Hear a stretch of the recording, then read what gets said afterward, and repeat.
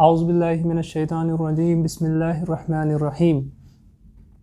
आज करो इस डिस्कस फैटी लिवरस मुतलिक। बहुत डॉक्टर मंजूर अहमद वानी। फैटी लिवर क्या गो गोनिक सवाल यह कि फैटी लिवर क्या गो। फैटी लिवर गो कि अगर लिवरचन सेलन मज चर्ब चाव तथ फैटी लिवर वनान। वो कथन सेलन मज अचे फैट तो तेल वनो फैटी लिवर। लगभग आमुत वुचन कि अगर 5% सेलन मज लिवर सेलन मज फैट चाव तथ वन फैटी लिवर। तो अक्सर बेशतर अगर वो वुचान फैटी लिवर अल्ट्रासाउंडस पे अथ ये अल्ट्रासाउंडस पे फैटी लिवर अथ यी तमें मतलब गो लगभग 30% सेलन मज फैट चामुत। तो आजकल वुचन आमुत कि फैटी लिवर कशीर मज खास तौर से वारिया ज़्यादा गोमुत यथ एपिडेमिक वनान। इतकन तुम बूजमुत पैंडमिक वुकन चलान यानी दुनिया किस हर कूनस मज कोरोना वायरस वोतमुत। इथे कन एपिडेमिक हर कुन जाए या कुन अकिस जाए ज़्यादा तादादस मज कह डिजीज़ गसान तथ वन एपिडेमिक। गोत गो ये अमरीकास मज यूरोपस मज तत वन त मगर वन गो ये ज़्यादा एशियास मज पतमें 10-15 वरियन मज गो वारिया ज़्यादा। तो कशीर मज त वन ये ज़्यादा अमुक सैलाब हो आमुत। लगभग अमिच तादाद 5 to 30% लुक यानी यह डिपेंड करान कत एरियास मज अस्तिव रोजान। अगर तुम शहरस मज रोजान श्रीनगरस मज रोजान तमें मतलब गो लगभग अमुक तादाद 30 to 50% या लगभग हर दोयम नफर या त्रेयम नफर इस नश तमिस फैटी लिवर। वन सोचन कि अमुक वजह क्या यह क्या यूता कॉमन गोमुत यह क्या मज यूता ज़्यादा गोमुत। तथ वजह अगर तुम वो आज ब्रो 30 वरी गाड़ी तहन यीचा ज़्यादा फोन तहन लुक गसान अख सुन पकान लुक गसान ज़्यादातर पकान फोन हुंद तो रिवाजा कहें टाइम वेस्ट गसान फोनस पे कहें ज़्यादातर इंसान पकान। तम क्या गसान कि यह खेवान तो यूटिलाइज गसान तो यूज गसान यानी यह खेवान तिमन लास्टस कैलरीज बनान। वनो तुम एग्जाम्पल इतकन अगर चाय चमो अकिस चाय कपस मज अगर न चोट खेमो कहें तथ मन लगभग 50 कैलरी आसान। तो अगर अत चोट खेमो तो चच मन लगभग 100 कैलरी आसान। यह डिपेंड करान चोट कूचा बड़ गो लगभग 150 कैलरी अकिस चाय कपस तो अकिस चच मज आसान। तो अगर यह चाय तो यह चोट यह यूज करने बेहमो यानी यम कैलरी बर्न करने बेहमो लगभग लगे अगर 2 घंटे पको सो अख चाय कप तो अख चोट गछ बर्न। तुम सोचो पाने कूता दोहस खेवान बत कूता खेवान बत अगर 100 ग्राम आसान तथ मज कैलरीज आसान लगभग 400 कैलरीज। तो तथ मज त्रो तुम पत स्यून पत तील तमुक तुम वो तथ मज कचा कैलरीज आसान। यम कैलरीज आफ्टर ऑल यम एनर्जी पैकेट ही आसान यम अंदर सानी बॉडी मज जमा गसान। वह सोचो तुम अगर यम कैलरीज बर्न करो न कहें तो गछ क्या यम गसान जमा यम गसान जमा वार वार over a period of time बनान यमन फैट यह गसान जमा। अगर यह यड़ मज जमा गो तो इंसानस यड़ नेरान। अगर यह लिवरस मज जमा गो तो वनान यह गो फैटी लिवर। अगर यह हार्ट चन रगन मज गसान कोलेस्ट्रॉल ज़्यादा जमा तो गसान हार्ट अटैक। अगर दिमाग चन रगन मज गसान तो गसान स्ट्रोक। इथे कन यूरिक एसिड तक बढ़ित इथे कन अम शुगर तथ इथे कन सारी दद अम ज़्यादा गसित। अत तकलीफस वनान यह लाइफ स्टाइल डिजीज़ यानी सोन लाइफ स्टाइल हसा गो चेंज सोन रहन सहन गो चेंज सोन खेनुक मिजाज गो चेंज। तम क्या गई यम कैलरी गई ज़्यादा मगर यम कैलरीज खर्चवित ज़्यादा कहें यम गई जमा। तो अत वनान ब्याक नाव मेटाबॉलिक सिंड्रोम। मेटाबॉलिक सिंड्रोम मतलब गो कि यमन इंसान यम कैलरीज ज़्यादा गसान मगर तिम ज़्यादा बर्न करान कहें यम कैलरीज यम वार जमा गसान। तो यमन शुगर गसित यमन प्रेशर गसित यमन फैटी लिवर गसित यमन यूरिक एसिड ज़्यादा गसित यमन कोलेस्ट्रॉल TG ज़्यादा गसित। सो यह वुचन आमुत कि लगभग यम सारी अकी साथ अकिस सती यथ मेटाबॉलिक सिंड्रोम वनान। तो तुम वो मे अमुक मेन वजह कि सोन लाइफ स्टाइल सह बनो सीडेंट्री सह बनो यूथ कि वह ज़्यादा पकान कहें। बाइक गाड़ी फोन अस पेवान कंस हुंद गर ते गसुन किहिन अस फोनस पे तिमन सत कथ करान तो सन काम छ निभान। इथे कन जंक फूड गो वारियाह ज़्यादा। तुम सोचो आज ब्रो 30 वरी तीत्या रेस्टोरेंट तीत्या जंक फूड दुकान कहें यूता वह आज तो यूता खेवान तो जंक फूड खेवान पन्निस रेगुलर डाइटस अलाव खेवान पे पन बत त्रावान कहें पन्नी चाय खेवान तम त्रावान कहें तम क्या नतीज गसान कि ऑलरेडी ज़्यादा गज़ा ऑलरेडी कैलरीज जमा तम गसान दोगन त्रोगन मकसद नेरान तमिक मतलब नेरान यह कि वार वार अमि दादुक शिकार गसान तो ज़्यादा से ज़्यादा लुक अमि दादुक शिकार गसान। गोड़ आयो वुचन यह कि यह गसान 40 वहर हर ज़्यादा लुकन मगर वन आमुत वुचन कि यह हसा गसान 10 वहर हेर पे पेशेंट वुचान अड़ 10 वहर लकटी तो तिमन गोमुत फैटी लिवर वजह यही क्या तम पकान बच्चे गिंदान तक कहें सह वीडियो गेमन सती सह फोनस सती तो हुपर खेवान बराबर बत बराबर खेवान पे मज यह जंक फूड तो खेवान तो रिजल्ट नेरान यही कि तमिस गसान फैटी लिवर तमिस नेरान यड तो मोल मोज परेशान गसान। तो इथे कन अगर तुम सोचो सोन उसवे हसना अगर वो अस क्या वोनमुत अल्लाह ताला कत पे पकियो तुम सोन उसवे हसना हज़रत मोहम्मद सल्लल्लाहु अलैहि वसल्लम यानी यिथ कन तिमो पन जिंदगी गुजार यिथ कन तिमो वोन कि जिंदगी कित पे गुजारियो तिथे कन पज अस पन जिंदगी गुजारन खेनस चेनस मज तिमो अस गाइडेंस करमज यिथ कन तिम खेवान चवान अगर इथे कन खेमो चमो तेल गसन न यम दद बिल्कुल कहें खास तौर से ये मेटाबॉलिक सिंड्रोम ये फैटी लिवर यह गस बिल्कुल कहें। तो तिम क्या करान अगर तुम सारवी आस बूजमुत मे बूजमुत कि खेन गस तिथ पे खोन कि पनुन म्याद तथ गसन 3 हिस्स गसन 3 हिस्स अख हिस्स गस गसन तथ मज गज़ा आसन अकिस हिस्सस मज गस आसन आब तो अकिस हिस्सस मज हवा यानी अस गस पनुन म्याद 3 हिस्स भरन युन। दयिम कि यम सात गज़ा खेमो यह गो 2 जानू खेनस या अख जंग यड़ सत तम मकसद मतलब यी कि युथु अस थोड़ा सा क्या गज़ा हेर गो अस यी यड़ 4 हेको न ज़्यादा खेत कहें मकसद यी कि अगेन यह मेटाबॉलिक सिंड्रोम अस खेमो न ज़्यादा कहें अस रोज नेसफी याड़ी भरित तो अस रुको तो मकसद यी। दयिम चीज़ कि अस थो पनुन लाइफ स्टाइल एक्टिव अगर तुम वो रसूल पाक सल्लल्लाहु अलैहि वसल्लम वारियाह दुआ तम मंगमत कि यथ मज अस तम मंगान पनाह कि अस गस सुस्ती यिन क्या अस गस कहली यिन क्या यानी अस गो अक्सी जाय बिहित गसन क्या सो युस अक्सी जाय बिहित गई तम सत गो अस वारियाह ज़्यादा यम दादिक शिकार। ूरिम चीज़ अगर तुम वो कि सन रसूल पाक सल्लल्लाहु अलैहि वसल्लम खेवान शामुक गज़ा तम खेवान सुली बे खेवान कम अगर अस ती करो शामुक गज़ा खेमो शाम नमाज पढ़ी बे खेमो कम क्वांटिटी मज तेल गस यह दौद त कहें।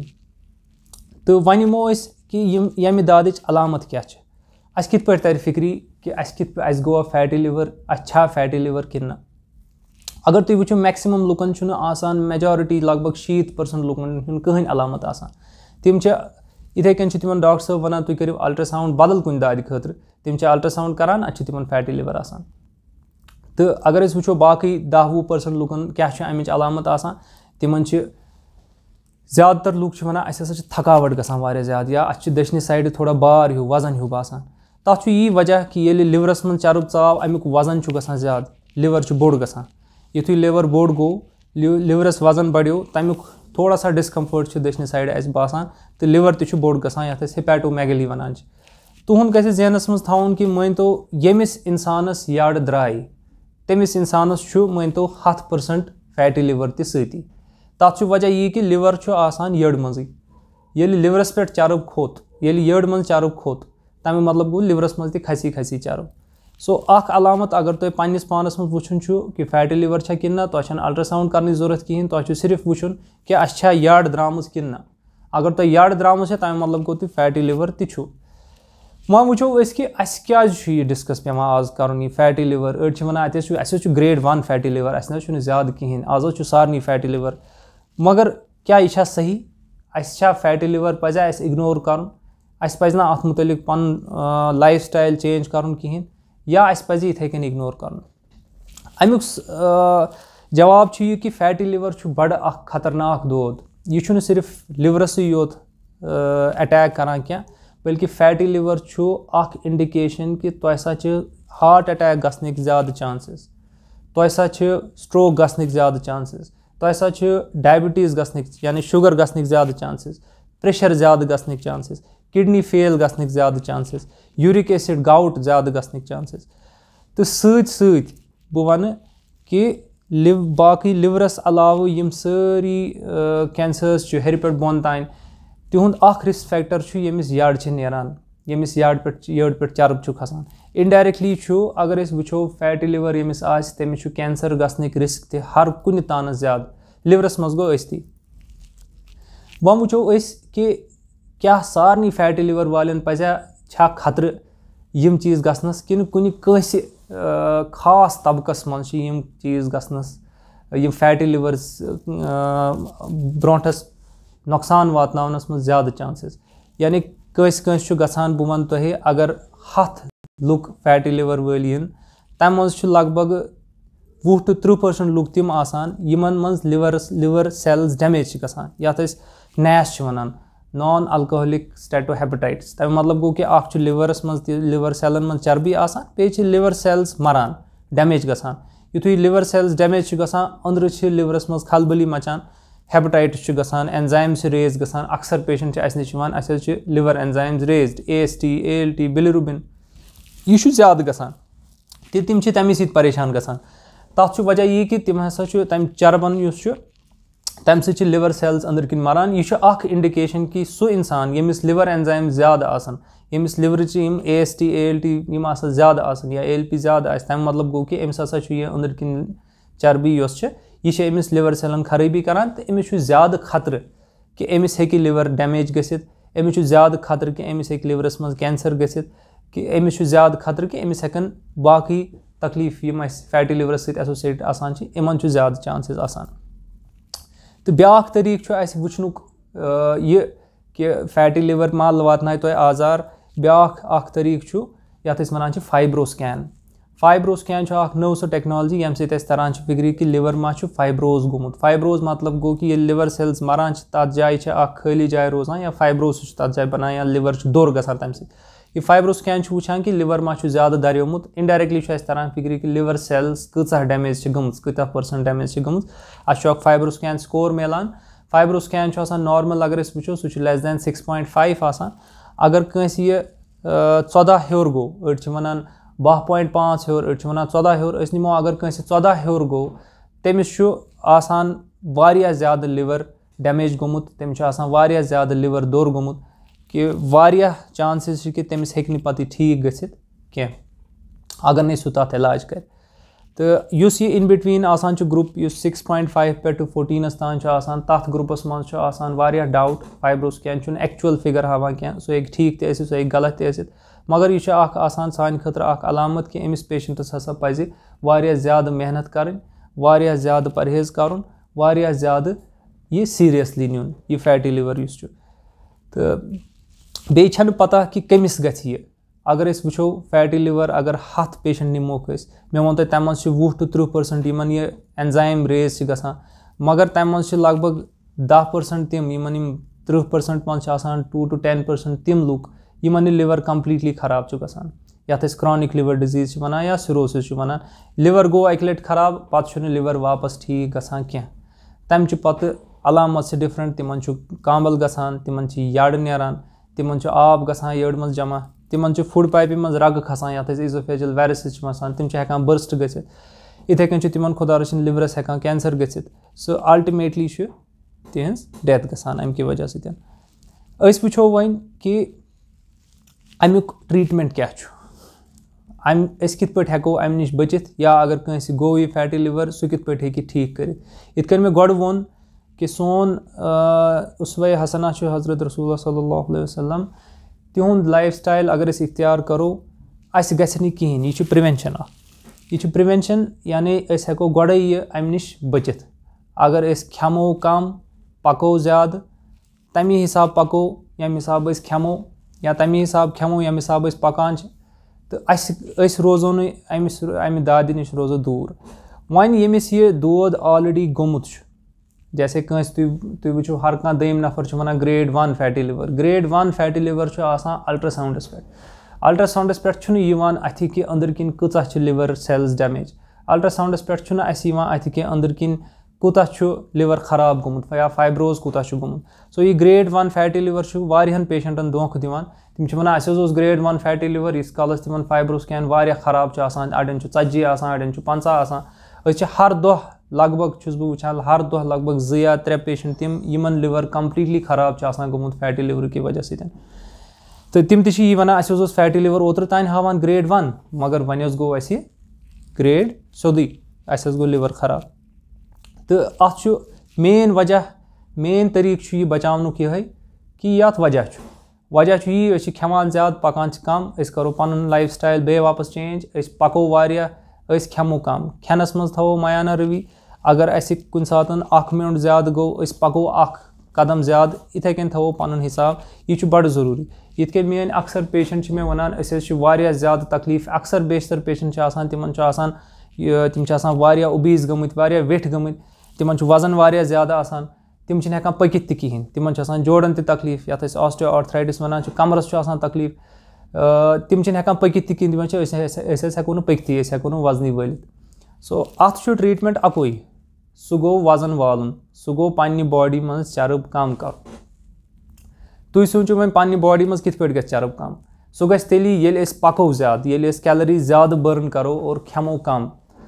क्या पेशेंट में वनान दपान डॉक्टर साहब अस न खेवानी क्या, मगर अस न वजन वसानी, तिम एक्चुअली वन तूता खेवान यूता तिम पकान, यानी तिम वो बैलेंसस मज खसान तो कहें तो वसान तो कहें, यानी वन तिमन पकुन तिम वो खेवान कहें, यानी तिमो कोर परहेज शुरू, तिम वो तिमन बह वनान पे वनान कि खोन कम, खास तौर से कशरन अगर वो सोन स्टेपल डाइट बत बत दोनवनी टाइमन खेवान, चाहे दोहस क्या खेमो बत खेमो ज़रूरी 2 टाइमन। तो बतस मन ज़्यादा कैलोरीज आसान, यम न तीत्या बर्न हेकान करित कहें, तेल दोहे दोहे कम से कम 10-20 किलोमीटर पकुन, तो तेल गसन तिम कैलोरीज बर्न, सह मुमकिन कहें, सह आजकल कंसी खतर मुमकिन कि 10-20 किलोमीटर पक सह दोहस। सो इसलिए मेन सजेशन ये कि शामुक 1 बत करो कम, या अगर दोनवे बत खेमो खेमो तिथ कन खेमो वारिया कम, इथ कन बन पेशेंटन सजेशन दिवान, तुम खेव सिंटूरिस मज, यानी तम सत पोर्शन साइज कम, अगर तुम 100 ग्राम त खेव सह वारिया तुंद खतर यमन यह फैटी लिवर ऑलरेडी गोमुत आसान। तो या हेकु तुम कम कर, तुम हेकु शामुक बत बंद कर। अक्सर बेशतर करान लोग दोहली बंद, तिम पन्नी ड्यूटी पे, तिम पन्निस कारस मज बिजनेस वगैरह, तिम वनान अस दोहली वन टाइम बत खेवान, तो शामस पत बत खेवान, मगर सह तरीक कहें, तम गसान वजन ज़्यादा, वजन तम कम गसान क्या। तथ साइंसदानों या अस वुचमुत यी कि दोहले अगर कह बत खेवान कहें, चूँकि सह काम मज आवर, सह चवान दोहस चाय, सह मज अगर क्या जंक फूड त मिले, पकोड़ हो सह तिम चीज़ कंटिन्यू खेवान, तमिस एहसास गसान मे कत्या कैलोरी खे। शामस युथु सह घर वातान तमिस पन जनान मोज बेन तमिस यी वनान दपान सह दोहस फाकै, खे सा बत ज़्यादा 1 मिनट 2 मिनट 3 मिनट, सह तमिस जहनस मज मे दोहस कहें खेमुत, सह खेवान थोड़ा बत फुल ज़्यादा पहन, पत् शंगान, पत् सह कहें त काम करान, कहें एक्टिविटी करान, पत् सह जमा गसान, सह इनफैक्ट ज़्यादा वजन खालान। ये इंसान ज़्यादा वजन गो, सह पत इनडायरेक्टली फैटी लिवरस मज बुथ कन यवान, सह वनान बह दोहली बत खेवान, तुम मे वनान 1 बत करियो कम, दोहली बत खेवान कहें, मगर मे तोत यूता वजन त गो मे ज़्यादा, फैटी लिवर त गो, प्रेशर त गो, शुगर त गो, तथ यह वजह। तो अगर कह बत ये बंद कर, तमिस कर शामुक बत बंद, अगर वह दोनवे बत खेन, तेल कशर पे सिंटूरिस मज बत खेन, कम कम खेन, ताकि तमिस वात यह आजार क्या। दयिम चीज़ जंक फूड, जंक फूड पन्ने लाइफ मज वारिया कम कर, सह मजबूरी सबब कुन सात जंक फूड अगर पे खेन तो खेव, वह अगर खेव तुम जंक फूड, पत् पन युस बेसिक तुम बत तथ या कमी कर नत एवॉइड कर, यह ब्या इम्पॉर्टेंट ट्रीटमेंट। पत् सोन एक्टिविटी, अस पन एक्टिविटी बढ़ावन, यह गो गज़ास रिलेटेड कि करो पन बत कम, तील कम, माज कम, क्या कैलोरीज वारिया ज़्यादा, ओवरऑल शुगर कंटेंट करो कम, तो एक्टिविटी बढ़ाओ वह कित पे बढ़ाओ एक्टिविटी, 2 तरीक एक्टिविटी बढ़ाने। अख तरीक कि अस सुबह सुली वथान, नमाज पर, तम पतन द्राय मॉर्निंग वॉक करने, दौरने, 1 घंटे या घंटे कोर मॉर्निंग वॉक, यह थो पन कंसिस्टेंट रूटीन। अगर तुम हफ्तस मज 6 दह इत ड्यूटी गसान 6 दोहन करियो तुम इथे कन कंटिन्यूसली वॉक, या 6 दोहन इत वॉक कर कि तुह गस थोड़ा सा شانٛش کھسٕنۍ, شانٛش گژھِ کھسٕنۍ, ٲرَق گژھِ وَسُن, تہٕ سُہ چھُ اَکھ اِفٮ۪کٹِو واک. اگر سُہ پَتہٕ اِنسان 30 مِنٹ تہِ کَرِ یا 20 مِنٹ تہِ کَرِ, دۄہَے کَرِ, تَمہِ سۭتۍ چھُ واریاہ فرق پٮ۪وان. دوٚیِم طریٖقہٕ چھُ کہِ تُہۍ کٔرِو پیٖس میٖلزَن منٛز واک. مطلب یِتھ کٔنۍ سٲنۍ بُزرگ چھِ یا یِتھ کٔنۍ کینٛہہ مستوٗرات چھِ یا کینٛہہ تِتھۍ نفر یِمن جوڑن ہُنٛد تکلیٖف چھُ, یِم نہٕ زیادٕ ہٮ۪کان چھِ پٔکِتھ کِہیٖنۍ یا شُروعاتَس منٛز یِم یَژھان چھِ پَکُن مگر پٔکِتھ چھِنہٕ ہٮ۪کان کِہیٖنۍ, تِمن چھِ أسۍ یہِ دِوان صلح کہِ تُہۍ پٔکِو ہر نٮ۪مازِ پَتہٕ 5 مِنٹَن. ہر نٮ۪مازِ پَتہٕ اگر تِم 5 مِنٹَن چاہے تِم پنٛنِس گَرَس منٛز, پنٛنِس پاتھَس پٮ۪ٹھ گَرِ آنٛگنَس منٛز ہٮ۪کَن پٔکِتھ, سُہ روزِ تِہنٛدِ خٲطرٕ دۄہَس گٔے تِم 15 مِنٹ. اگر تِم یِہوٚے رُٹیٖن کَنٹِنیوٗ تھاوَن, مگر یہِ چھُ تھاوُن ریٚلِجَسلی, یہِ چھُ تھاوٕنۍ پوٗرٕ پابنٛدی سان یہِ رُٹیٖن کہِ ہر نٮ۪مازِ پَتہٕ پوٚک اِنسان 5 مِنٹَن. سُہ ہیٚکہِ پَکان تہِ ذِکِر اذکار کٔرِتھ, سُہ ہیٚکہِ پَکان پَنُن یُس نٮ۪مازِ پَتہٕ یُس رُٹیٖن چھُ سُہ ہیٚکہِ کَمپٕلیٖٹ کٔرِتھ, ذِکِر تہِ گژھِ تہٕ تٔمۍ سُنٛد واک تہِ گژھِ. یہِ چھُ دوٚیِم چیٖز. تہٕ ژوٗرِم چیٖز چھُ کہِ دوا کیٛاہ چھُ اَتھ. اکثر بیشتر لُکھ چھِ وَنان یہِ چھِ اَسہِ پَتہ, اَسہِ چھےٚ پَتہ کہِ أسۍ چھِ کھٮ۪وان تھوڑا زیادٕ پَہَن یا اَسہِ چھےٚ پَتہ کہِ أسۍ چھِنہٕ پَکان کِہیٖنۍ, أسۍ نہ حظ ہٮ۪کو نہٕ پٔکِتھ تہِ کِہیٖنۍ, اَتھ چھُ لایف سٹایِل تیُتھ کہِ أسۍ ہٮ۪کو نہٕ پٔکِتھ ؤکِتھ کِہیٖنۍ, اَسہِ دَپہِ دوا. میون جواب چھُ تَتھ منٛز یہِ آسان کہِ دوا سۭتۍ گژھِ نہٕ لِورٕ منٛز چربی کَم کینٛہہ. لِورَس منٛز یۄس چربی ژایہِ سۄ گژھِ نہٕ دوا سۭتۍ کَم کِہیٖنۍ.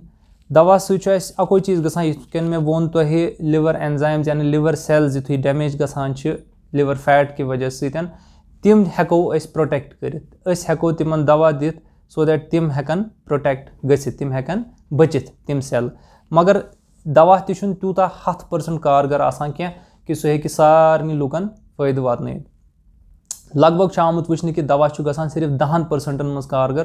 90% لُکھ اگر گژھان چھِ ٹھیٖک, تِم چھِ گژھان پَنُن لایف سٹایِل چینج کرنہٕ سۭتۍ ٹھیٖک. لگ بگ 7 to 10% وزن اگر تِم 10 رٮ۪تن منٛز کم کرن, تِمن چھُ گژھان واریاہ زیادٕ فرق. 90% لُکن چھِ اَمے سۭتۍ فرق گژھان. سو وزن کم کرُن چھُ اَتھ بیسِک ٹرٛیٖٹمنٹ. وزن کم کرُن چھُ اَتھ بیسِک ٹرٛیٖٹمنٹ. سو اِنسانس پزِ پنُن وزن وٕچھُن, پتہٕ چھُ تٔمِس 7 to 10%, 7 to 10% وزن کم کرُن over A period of 10 months. یہِ چھُنہٕ ضروٗری کہِ لُکھ چھِ میجارٹی میٲنۍ پیشنٹٕس چھِ تِم چھِ کران اَسہِ حظ کوٚر تیٖل تہِ سورُے بنٛد, اَسہِ حظ کوٚر بتہٕ تہِ بنٛد, رٮ۪تسٕے منٛز چھِ آسان تِمو وٲلمٕتۍ 7 کِلوٗ. پتہٕ کیٛاہ چھُ گژھان, منٛزٕ چھِ 2-3 رٮ۪تھ گژھان, تِم چھِ بیٚیہِ یِوان اَسہِ حظ کھژِ بیٚیہِ 2 کِلوٗ, اَسہِ حظ کھژِ بیٚیہِ 3 کِلوٗ. سُہ چھُنہٕ کٕہٕنۍ تہِ فٲیدٕ یِوان. یہِ واپس وزن کھسُن چھُ لِورس خٲطرٕ زیادٕ ڈینجرس آسان. تَمہِ کھۄتہٕ اَصٕل چھُ اگر تِم 1.5 کِلوٗ والن رٮ۪تس یا کِلوٗ والن رٮ۪تس, مگر پتہٕ دِنہٕ نہٕ واپس کھسنہٕ کِہینۍ. سُہ چھُ واریاہ زیادٕ ضروٗری أکِس پیشنٹ سٕنٛدِ خٲطرٕ, تاکہِ سُہ تٔمۍ سُنٛد لِور روزِ سیف تہٕ سُہ تہِ روزِ سیف. تہٕ دواہن منٛز چھُ آمُت وٕچھنہٕ کہِ أسۍ چھِ اکثر بیشتر وٕچھان کہِ یِمن فیٹی لِور پیشنٹن چھُ آسان وایٹامِن ڈی ڈیفشنسی واریاہ زیادٕ. تہٕ اکھ چھُ سُہ وایٹامِن ڈی ڈیفشنسی کہِ وجہ سۭتۍ لِور زیادٕ ڈیمیج گژھان. سو اکھ چھُ یِمن وایٹامِن ڈی کھیوٚن. بیٚیہِ چھُ آمُت وٕچھنہٕ کہِ وایٹامِن ای چھُ واریاہ حدس تانۍ کنٹرول تھاوان یِمن نہٕ شُگر آسہِ. تہٕ وایٹامِن ای چھِ یِمن پیشنٹن أسۍ دِوان. بیٚیہِ چھُ آمُت وٕچھنہٕ کہِ کافی چھِ لِورس پرٛوٹٮ۪کٹ کران. تہٕ اگر کٲنٛسہِ میادٕ تکلیٖف آسہِ نہٕ کِہینۍ, میادس آسہِ نہٕ ایسِڈِٹی گژھان کِہینۍ, سُہ ہیٚکہِ چایہِ بدلہٕ کافی چٮ۪تھ. صُبحس تہِ چیٚیہِ کافی تہٕ شامس تہِ چیٚیہِ کافی. 2 کپ دۄہس منٛز کافی چٮ۪نہٕ سۭتۍ چھِ لِورس تہِ فرق گژھان. بیٚیہِ چھُ تَمہِ علاوٕ کینٛہہ دوا وۄنۍ ریٖسنٹلی آمٕتۍ شُگر والٮ۪ن چھُ پایگُلٹِزون. تہٕ شُگرٕ ورٲے تہِ چھِ کینٛہہ دوا آمٕتۍ جیسے ساروگُلٹِزار چھُ اکھ دوا, یِتھٕے کٔنۍ چھُ لیٹیسٹ اکھ دوا آمُت اوبِٹِکالِک ایسِڈ. یِم دوا سٲری چھِ یِم چھِنہٕ تیٖتیٛاہ کارگر کِہینۍ.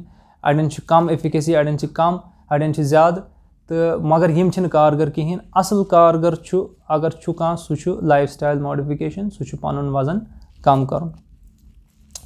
ٲخرس پٮ۪ٹھ یۄس بہٕ تۄہہِ اَکٕے میسیج دِنۍ کہِ اِنسانس پزِ, خاص طور سے مُسلمانس پزِ پننِس پانس سام ہیٚنۍ ہر دۄہ شامس, پتہٕ سونٛچُن کہِ کیٛاہ بہٕ چھُسا پکان تتھ وتہِ پٮ۪ٹھ یتھ وتہِ پٮ۪ٹھ مےٚ اللہ تعالیٰ ہن تہٕ اللہ تعالیٰ سٕنٛدِ رسوٗل پاک صلی اللہ علیہ وسلمن ووٚن.